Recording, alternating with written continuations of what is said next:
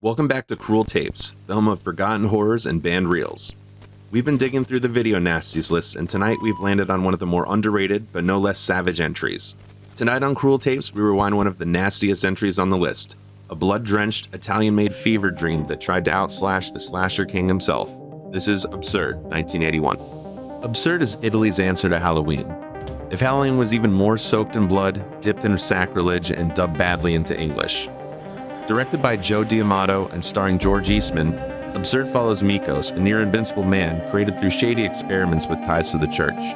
He's loose and healing faster than he can be hurt, and he's cutting a path of destruction through a quiet suburban town. And the kills? Pure vintage nastiness. First up, a nurse is taken out with a surgical drill to the skull, a machine shop owner gets his head split in half with a bandsaw, a babysitter takes a pickaxe to the head while she's trying to protect the child, and then there's the infamous oven scene. A woman is forced headfirst into the flames. Then Mikos finishes her off with scissors to the throat. That one alone added this to the video Nasties list, I'm sure. George Eastman plays Mikos like a human tank. No emotion and no mercy.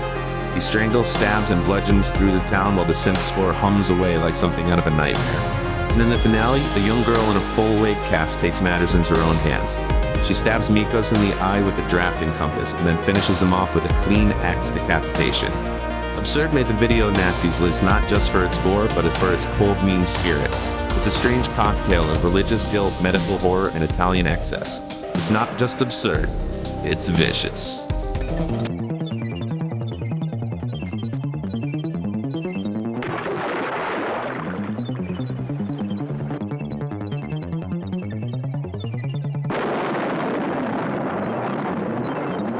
This is the film that ate its way onto the video Nasties list, literally.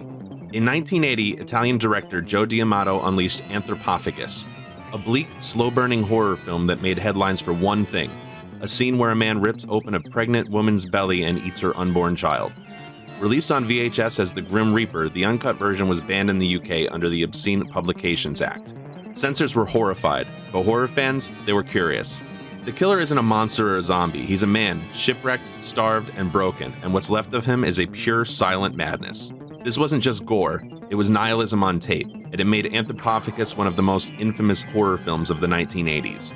Stick around, we're diving into the rotten core of this cult classic. Few films on the video Nasties list earn their reputation quite like Anthropophagous. Directed by Joe D'Amato and released in 1980, this Italian horror film became a symbol of everything the moral panic feared. Extreme violence, disturbing imagery, and no moral compass in sight. In the UK and the US, the film was released on VHS under the title The Grim Reaper. That first release was uncut, and it's the one that got the film banned. Later versions under the same name were heavily censored, so what you saw back in the day depended entirely on the tape you got your hands on. The plot? A group of tourists head to a remote Greek island and find it eerily deserted. Something, or someone, is hunting them down. That someone is Klaus, a man who survived a shipwreck by eating his own family and never quite recovered. Now he's alive, and still hungry. No supernatural curse, no virus, just a man consumed by trauma and driven by hunger. Joe D'Amato usually trafficked in sexploitation and softcore horror, but here he leaned hard into dread. Anthropophagous is slow, quiet, and empty. The island feels dead. The characters feel disposable. But when the violence comes, it's unforgettable. There are two scenes that made this film infamous. One, Klaus tearing open a pregnant woman and eating her fetus, and two, Klaus disemboweling himself and eating his own guts. These scenes weren't just graphic, they were shocking in concept, and for British censors in the early 80s, that was enough to land the film on the banned list. Critics dismissed it as trash, and to be fair, the acting is flat, the story's thin, and half the runtime is people slowly walking through abandoned buildings. But fans of European horror see something more. A film with genuine atmosphere and a villain that gets under your skin. George Eastman, who also wrote the film, plays Klaus like a feral animal. He doesn't speak, he barely blinks, he just looms, breathes, and kills. It's simple and deeply unsettling. After the ban, Anthropophagous developed a cult following. For years it was unavailable in the UK in its true form, until finally getting an uncut release in the early 2000s. Today it's regarded as a cornerstone of nasty-era horror, not because it's well made, but because it went further than most dared. And if the name Klaus rings a bell, it should. Eastman returned for D'Amato's follow-up, Absurd, playing another silent killer in another over-the-top bloodbath. We've already covered that one in its own episode, so check it out if you haven't yet. Anthropophagous isn't a fun film. It's not even a good one in the traditional sense, but it's one of the few Nasties that actually lives up to its name. Ugly, brutal, and totally committed to leaving you disturbed. Whether you call it Anthropophagous or The Grim Reaper, it's still one of the most shocking films ever released on home video. Even now, over 40 years later, it still leaves a bad taste in your mouth. Pretty Lisa took an axe, gave her captor 40 whacks. When she saw what she had done, she gave his partner 41. Welcome to Cruel Tapes, the home of forgotten fear, band reels, and VHS nightmares the censors tried to kill. Today we're cracking open one of the quietest, coldest films on the Video Nasties list, where justice is silent and death wears a blank face. This is Axe, and she doesn't scream, she swings. Directed by Frederick R. Friedel, Axe was released in 1974 and also went by the name Lisa Lisa.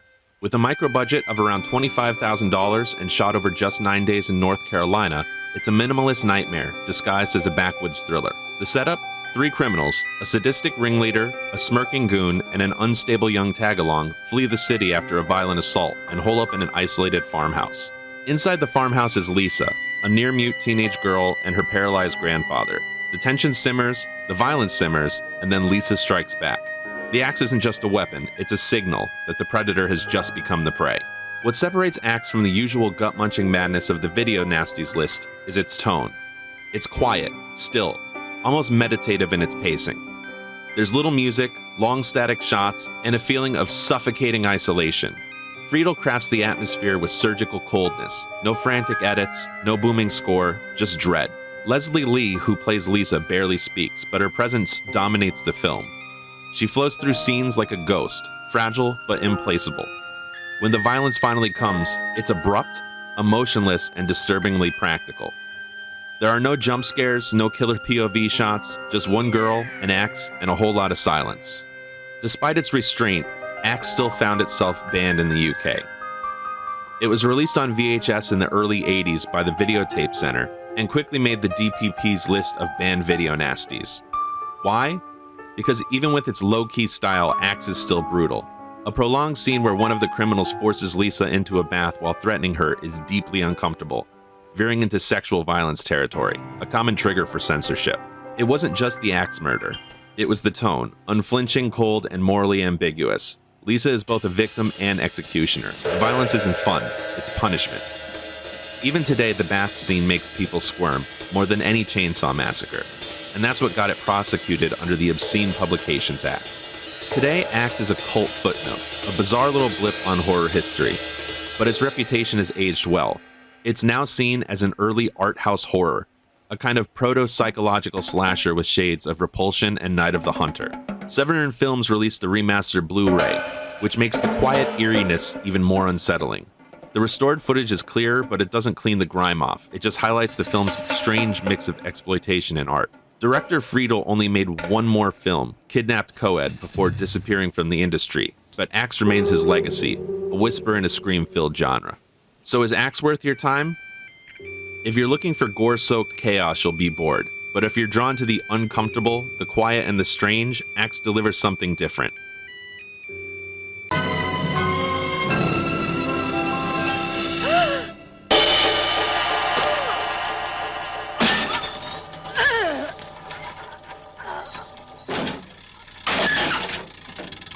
You've seen Friday the 13th. You've seen Halloween. But what if I told you the real slasher blueprint was written in Italy, where black-gloved killers met Baroque gore and beauty was always just one cut away? This is Bay of Blood, 1971. A film caught between the blood-soaked mystery of Giallo and the body count rhythm of slashers. Directed by Mario Bava and banned in the UK as a video nasty, this isn't just a horror film, it's a massacre in slow motion. Welcome to Cruel Tapes. Let's dig up the bodies. Bay of Blood goes by many names, one of which I'm about to butcher. Reazione a Catania, Twitch of the Death Nerve, and even Carnage. It's a film that doesn't fit neatly into any box.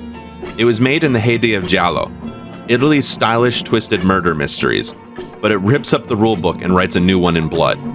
This 1971 film by Mario Bava, one of the architects of Giallo, doesn't just flirt with slasher tropes, it invents them. It starts with an elegant setup straight out of a giallo. An old woman is found hanged in her estate, and no one is who they seem, but the structure is pure chaos. Her murderer is immediately killed by someone else, and that killer also disposable. From there, it's a blood-soaked game of inheritance, betrayal, and murder, all centered around a picturesque bayfront property. Everyone wants the land, and no one wants to share. There are cheating lovers, suspicious neighbors, and 4 teenagers who stumble into the wrong movie. Bay of Blood straddles 2 genres. It has a visual flair and whodunit scaffolding of a giallo, but trades in the leather gloves and trench coats for garden tools and gore. Where traditional giallo builds suspense around a single killer's identity, Bay of Blood throws that out completely. Here, everyone kills. Motives shift, the killer dies, then another one steps in. It's a chain reaction of violence.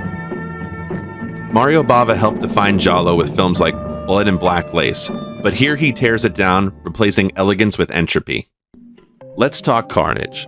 Bay of Blood boasts 13 on-screen deaths, each more gruesome than the last. And there's no mystery behind the camera. Bava wants you to see every drop. From decapitations to throat slashings to the infamous double impalement, which Friday the 13th Part 2 shamelessly borrowed, the film revels in violence. And it's not just blood, it's artful blood. Colored lighting, dramatic angles, almost painterly gore. This is murder with style. When Bay of Blood arrived on VHS in the UK, it became a target. It wasn't the plot that got it banned, it was the sheer volume of graphic violence. It was labeled a video nasty, it was pulled from shelves, seized by authorities, and unofficially banned for over a decade. Today it's tame by modern standards, but in the 80s it looked like chaos on tape. A film that blurred the line between cinema and snuff. Bay of Blood is the missing link between giallo and the American slasher boom. It showed that horror didn't need a mystery to work, just creative kills, cynical characters, and a sharp blade. Without it, there's no Friday the 13th, no Hatchet, no Sleepaway Camp. It took the elegance of giallo and drowned it in a swamp of blood and betrayal. And the ending? So dark, so absurd, it feels like Bava laughing at the whole genre he helped create. Bay of Blood is horror history. Giallo roots, slasher bones, video nasty blood. It's a film that kills the genre just to rebuild it again, one corpse at a time. It's not elegant, it's not even logical, but it's unforgettable. Thanks for watching Cruel Tapes. Subscribe for more horror from the banned, the bloodied, and the buried. Till next time, stay cruel.